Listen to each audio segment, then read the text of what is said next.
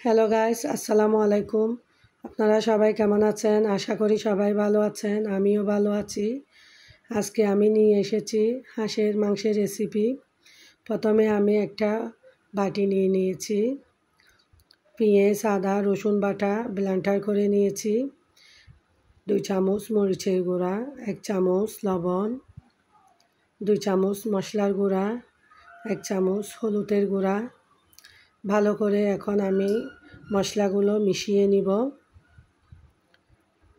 এদিকে আমি চুলায় একটা প্যান বসিয়ে নিয়েছি, দিয়ে দিয়েছি মশলা। এখন আমি কয়েকটা কাঁচামরিচ, টমেটো, তেজপাতা দিয়ে দিব। 5 মিনিটের মতো আমি কষিয়ে নিব ঢাকনা দিয়ে। আমার কষানো শেষ। এখন আমি দিয়ে দিব হাঁসের মাংস।